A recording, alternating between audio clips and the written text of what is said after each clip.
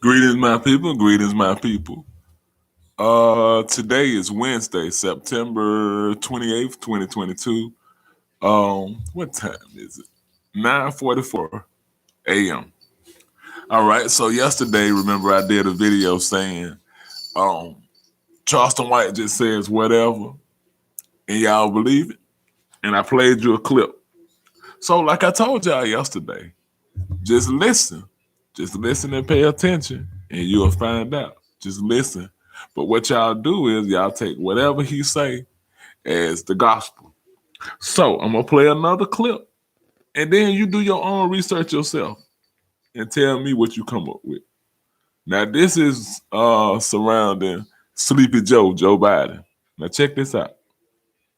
Are you liking Joe Biden so far? No, none whatsoever. Joe Biden was 99.9% responsible for the 1994 omnibus crime bill. He pushed that through legislation. He was tougher on children. He was three strikes you're out. He was pushing the mass incarceration.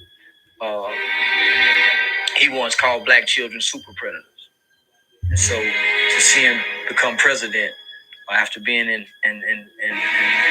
government for over 40, 50 years, and he's done nothing. We've been attacked by Russia, right? Our gas pipeline has been attacked by Russia. He's gone to the Supreme Court to try to ask the Supreme Court, can he come take away our guns so they can have warrantless searches? So, no, man, he pushing socialism. Socialism ended up being communism. Man, let capitalism do what it do. Are you liking Joe Biden so far? Yeah. Now, in that, like I said, he knows a lot of times his audience, this is how they get us, because they know a lot of times you're not going to go behind them and fact check. See, the thing about Charleston White is he can say he's the ultimate contradiction, right? So he can sit up here and say, in another video that was shared to me by a brother, where he said, I don't give a F about black people. I'm gonna get back to the era in that video. I don't give a F about black people. And people are so brainwashed, they said, well, what was the context of him saying that? What do you mean? What's the context of him saying, I don't give a F about black people, while simultaneously acting like all of this he's doing is to help people? So either you care about them or you don't. That's not to say you don't get frustrated with the people sometimes. You get what I'm saying?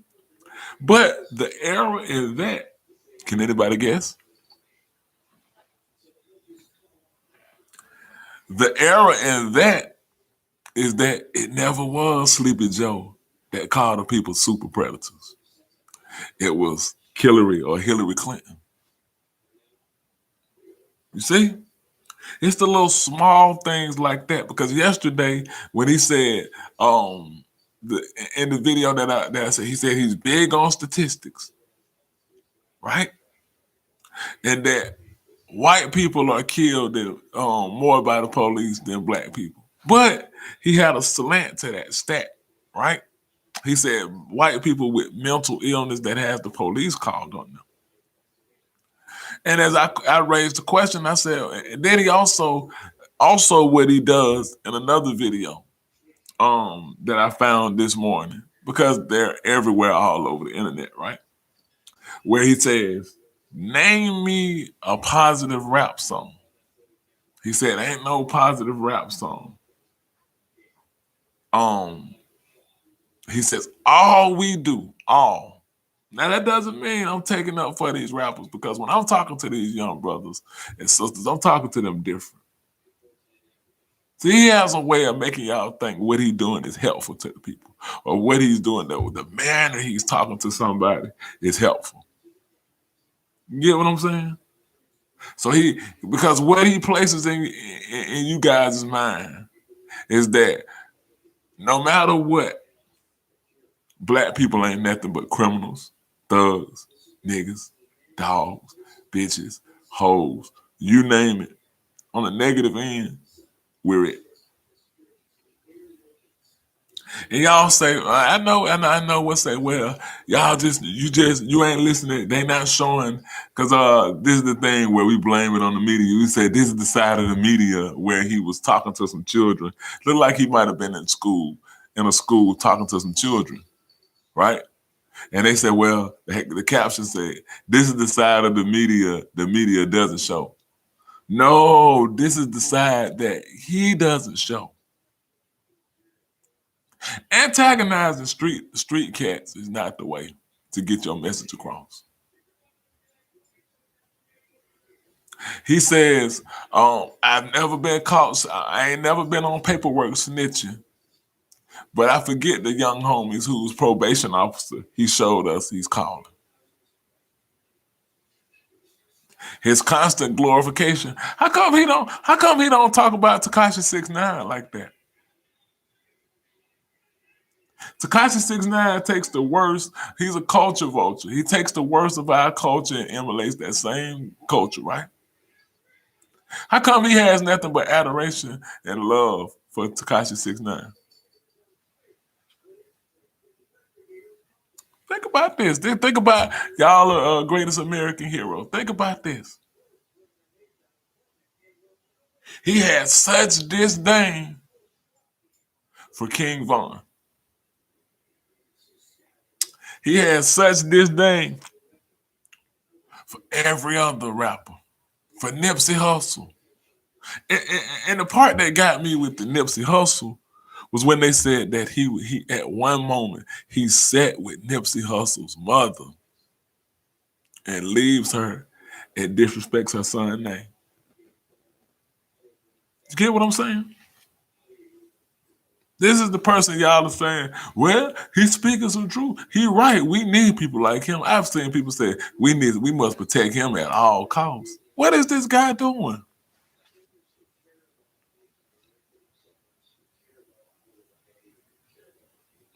What is this guy doing that he needs to be protected as if he's a real leader? Think about what I'm saying.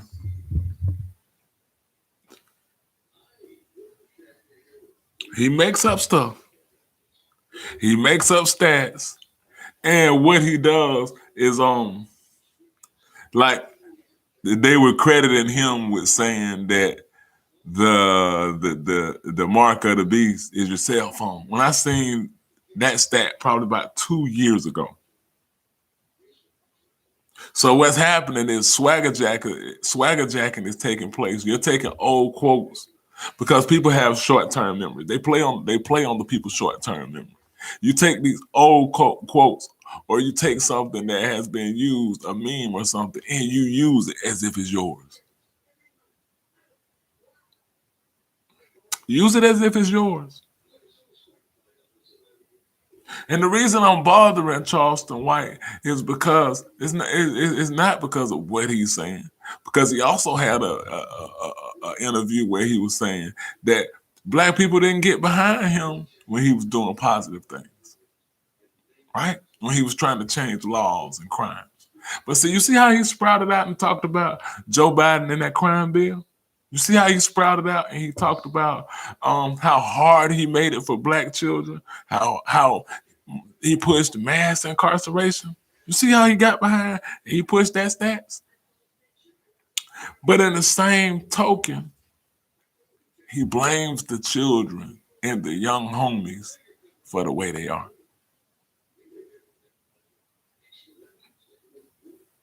He blames the children and the little homies for the way they are and not ever understanding the systematic oppression. Not understanding that mass incarceration, 3 strikes, that took black men out of the homes,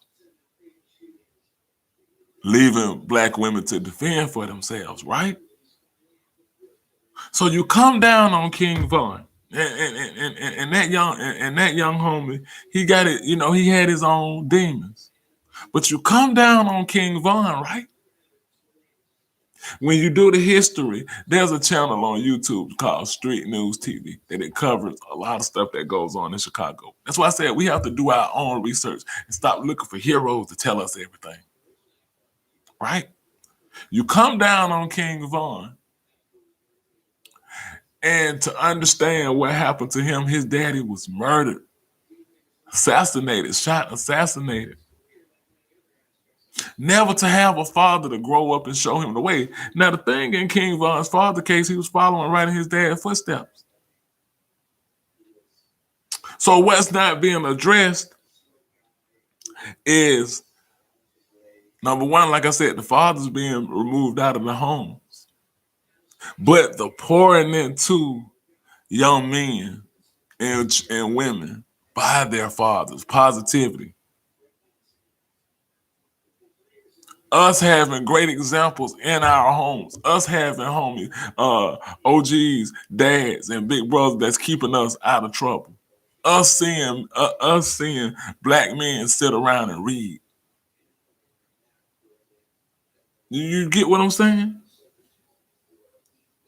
You have to see a positive image of a man to bring out that positive image. Just like all we're seeing is negativity. Think about this now.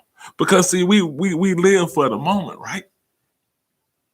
We live for the moment, and we love to blame each other, right? Right? But we don't understand social engineering. I've made several videos talking about the Tavistock Institute. How come Charleston White never tells you about that? Oh, but maybe he's waiting to come across my video or somebody else's video that talk about it and then take it and make it seem like it's his talking point.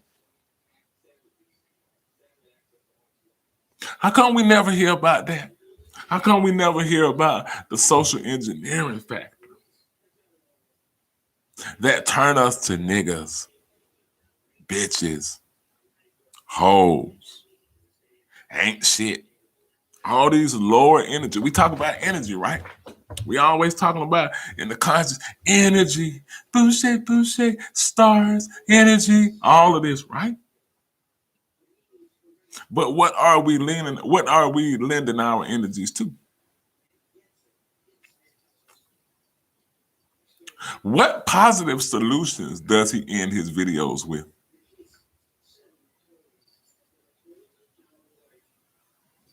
You get what I'm saying?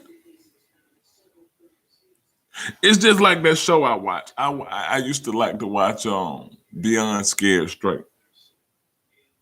And when you're watching that, and let's just say they have 8 teenagers, right? You're never gonna get 100% of all people. Maybe sometimes you will, but in a lot of cases, in the vast majority, I've seen a lot of those children turn around, but you have 2, maybe 3 that just didn't get right. Right? So I was born in 81. I'm 41 years old. So we have to go back and really understand this program. You personally that's gonna see this video, what type of environment did you grow up seeing? What was your socialization process? And you know, we kind of get ahead of ourselves. We say, well, I made it out. I didn't think like that. I never got in trouble growing up. Well, not like arrested or anything. I would get in trouble like in school, like class clowns, not, doing what I need to do, playing around in school, foolishness like that. I had a mother that didn't restrict music, so I listened to anything, any and everything, within boundaries. But I never wanted to emulate it, just for some reason that I just kind of, me personally, I just kind of knew what I did and didn't want to do. But I didn't grow up seeing just positive black men. The first positive black man, in my opinion, that I saw was Tupac Shakur. Now, people have their pluses and minuses about Tupac, right? People have their pluses and minuses about Tupac. But the positive that I saw was this was the first guy that introduced me to Sekou Odinga, Mumia Abu-Jamal, Assata Shakur, his mother, Afeni Shakur, the Panther 21. You see, we had stuff like that in our lyrics. We had stuff like keep your head up. So we blame the people, right? Like remember I said we blame the people. But we never blame those A&Rs. We never blame those owners of those record companies. Now, just imagine, let me show you something before I get out of here. And comment and tell me if I'm right or wrong in my opinion. That what do you think would happen if we talked about genocide of the white, Asian, and homosexual community in black music?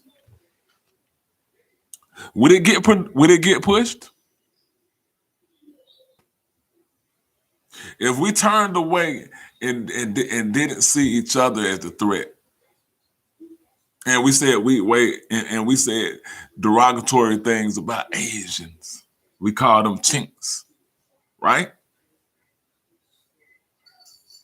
Do you think that music would get pushed? If we talked about committing crimes against homosexuals, do you think that music would get pushed? There's an incentive in black genocide, right? There's an incentive. You can go back and hear people like Nelly tell you that it is the suit and ties that decides what's popular. So if you come with something too positive, they'll say, hey, that's not what's really in. That's not what's really popping right now. So what do you think they're gonna do? How do you think we've been in this cycle of it happens strategically. Like I said, I came up in the 80s and 90s. So I got to witness Heavy D.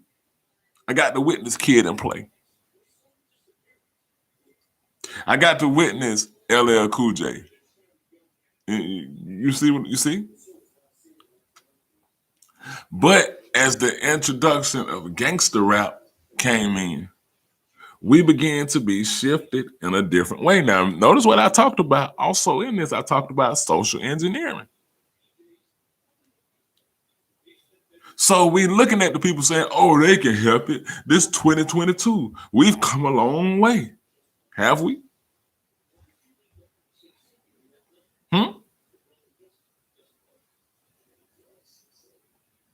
How come we don't have ownership in major areas? How come we're not the commissioners of the NBA, the NFL, I want y'all to really think about these things. Like I said, it's bigger than Charleston White. He's an agent of chaos that's just being used to scramble black people and make us think that it's okay when they kill us. It's okay when the police pull us over and just kill us for no reason. And they say, and he'll say, because you was listening at that music. That doesn't give you the right. Have we really gotten to the point that we think other folks, white folks, don't commit crimes no more? This is the thing about the mind, right?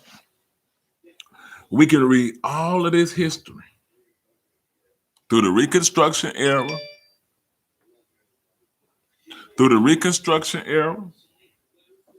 I watched the original D.W. Griffith's version of Birth of a Nation. I wish somebody would watch it. It's on YouTube.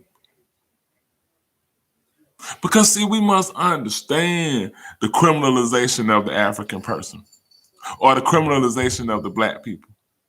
So when we go back, like I said, keep in mind what I'm talking about. I'm talking about social engineering.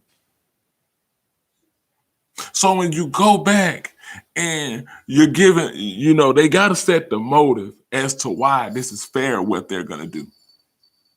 And when you watch this original Birth of a Nation, you see their depiction of us. So this is much like you see them depicting us in blackface. You see them depicting us eating fried chicken, not civilized, not wearing shoes, right? And all of this, what does that got to do with the music? All of this is relative to how they get us to buy into these images. Does anybody remember Tiffany Haddish passing out fried chicken on the red carpet?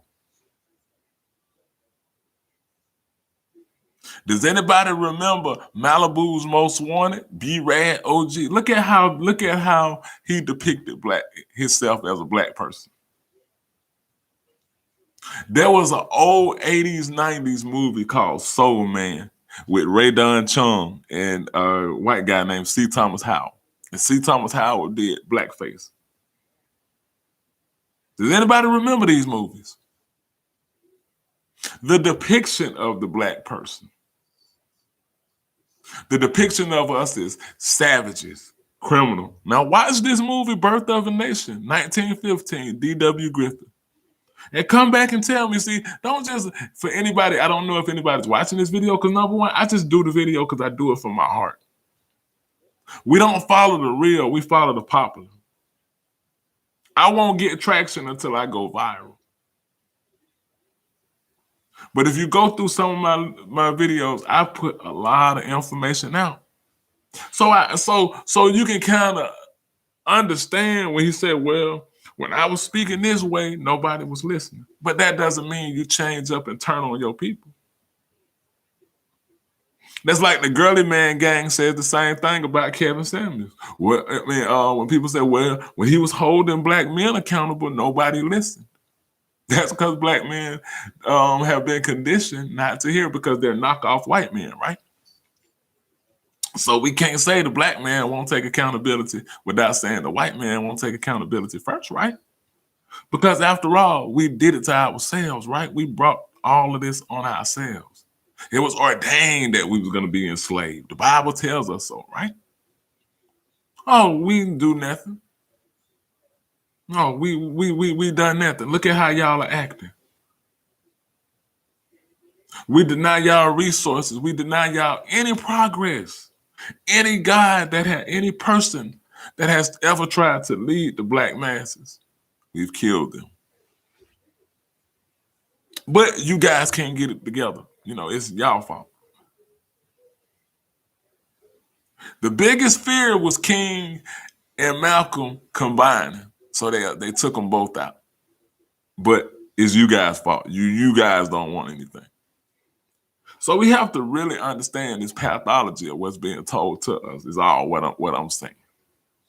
We have to understand why certain people are put into place. We got to understand the Kevin Samuels effect to have grown men sit up all day and just whine and act like children and say women are this and women are that. That's not our nature. That's not our ASILI, our ASLI. I think that's it. ASILI, ASILI, our cultural seed. That's not our essence. How could we be a people of a Kemetic African culture that has complementary pairs, Maya and Tahuti, right? But we be against each other. Now you can come and say I ain't African all you want. That's your prerogative. But when you study, not look at YouTube videos, and I'm not knocking nobody that watches YouTube videos, but that can't be your entire basis of learning. You know, they used to have an old saying about if you want to hide something from us, where did they say put it? How come Charleston White never talks about the deep books? How come he never really gives you references? He talked about he read Monster Cody. the Sainka Shakur. And that is a dope book, by the way. Monster Cody, Sainka Shakur, about the Crips. And his turnaround. Sainka Shakur's turnaround from Cody Scott to Sainka Shakur. And that is when he became the most deadly. See, this is the thing, the awakening of your consciousness. In my opinion, just me personally, I don't blame a person for their actions fully until they come into their consciousness. Because I know that they're under hypnosis, right? I know that they're brainwashed, right? So why would we get mad at the people that it's constantly being bombarded? Have we gotten better as a people or have we gotten worse? Right? So go back into the 80s, right? Because we got to show without a shadow of a doubt that this is natural. This is natural occurrence. Everything that we're doing, we've been doing it, right? They say ain't nothing under the sun. So how come we didn't have transgender children in the 70s that's being pushed like Dwayne Wade's son? How come there were no high value men walking around talking about this in the 60s with Malcolm? The constant de-evolution of us is, how do I want to say? It's beneficial to this system. For us not to be able to stand each other, right? I did a video on my TikTok talking about now dig how we think. I did a video on my TikTok talking about nice guys finishing last or women not wanting nice guys, right? And I stitched the brother's video and he was like, what the hell is too nice? You know, how do you penalize me for being too nice? I'm paraphrasing a bit. And and I got one interesting comment. See, this is what, and I'm looping around to say, you know, victim blaming in a sense. They said, well, it's the nice person's fault for being nice. And then they give me this definition that says nice means like you're a fool or you're easy to manipulate or something like this. Right? Now I can get with the definition. If that's the definition you want to give me, I can get with that. But this is what I want to say since we're all talking about accountability. So answer this. Is it the person that was nice fault? Or was it the person that took advantage fault? I'm going to be transparent in this. Was it my fault for the female that I dated, that I loved her children like they were my own? Because this is what this high value man teach. Like, we're teaching degeneracy. We're teaching foolishness. We're teaching chauvinism. We're teaching I'm not going to say we, because one of my friends say, stop saying we, Obasi. They're teaching these things. So am I supposed to get with a person or a woman? Not say person, woman. Am I supposed to get with a woman who has children and not help her? Because after all, you know, you got to see your high value nature and not even want a woman with children. So am I supposed to get with a woman, totally waste her time, not show interest in her children, just only want to show interest in her sexually? This is what's being programmed into us, the social engineering. And we're not even paying attention to it, right? We're not even paying attention to it because it sounds good. It makes sense. It appeals to the hurt Negro inside, the hurt male, the hurt female. And then we can't compare and contrast to other cultures and say, well, the white man is this, well, the Asian man. How many Asian guys do we see on these platforms saying their women ain't shit? How many Asian females do we see running down their men saying, "You too nice. I don't want nobody that's nice"? Think about what I'm saying. Like I said, it's bigger than Charleston White. That's why I wasn't gonna waste my entire thing doing it on him, because it took a different toll and said, let's talk about some deeper things, right? How do we fix this? What is the solution? Because everybody's emotionally charged, everybody's emotionally sensitive, everybody's reacting. Let me tell you something. Transparency again. I was hurt, destroyed in my last relationship.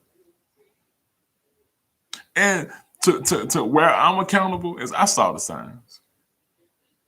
I stayed because I loved her.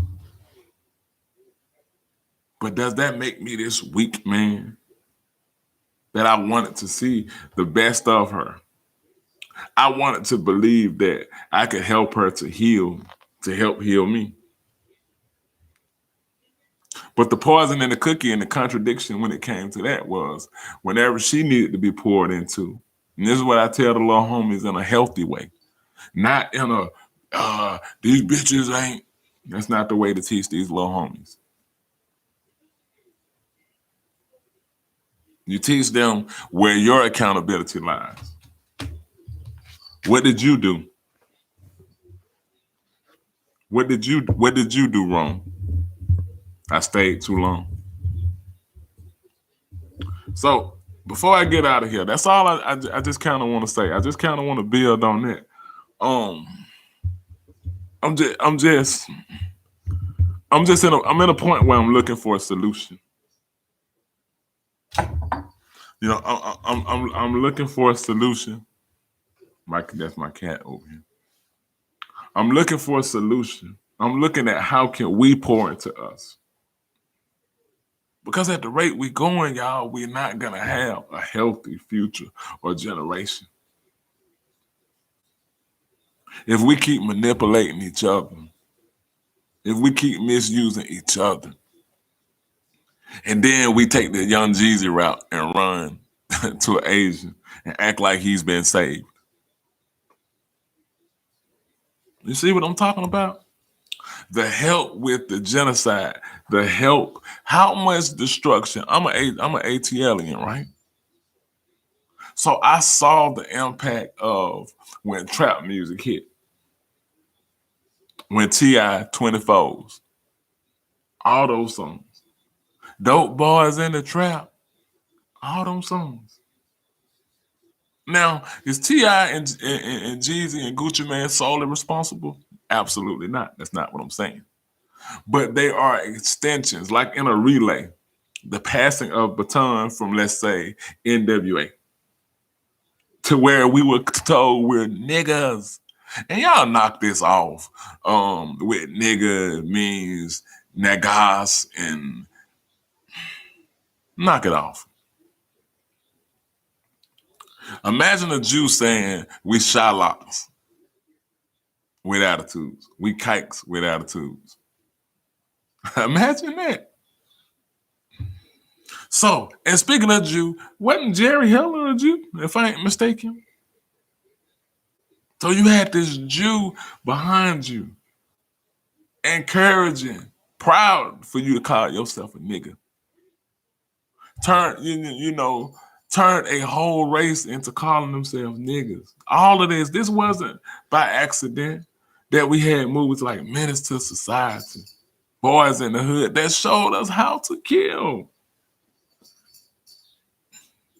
It slowly showed us how to not be brothers with each other. Right? We got to see where we were poisoned, and we haven't gotten healed. We got to see what happened with the crack epidemic. That's why I'm fixing this microphone. Watching that show Snowfall. That's a telling show right there. Like, especially the first season, right? First or the second season. If anybody knows the answer, like I said, if I'm in error or anything, correct me in the comments. or enlighten me, should I say. In the first or second season, I want to say it was the first season I want to say it was the first season of Snowfall, where they had the young girl that Franklin was messing with, or I think she was interested in, was on the way to college. And she got a hit of that rock, and it was over. So imagine that times 10, how that swept the household. And we haven't recovered, y'all. We were poisoned. So it's not always all our fault. It ain't always we can do better. Stop listening to these idiots. That's what I'm here to say. So I leave you how I greeted you. I hope I was able to drop some knowledge and make sense. If I did, hit this like and subscribe and give me a thumbs up. I leave you how I greeted you in the words of a BB Fahodier, African liberation to African people. Peace.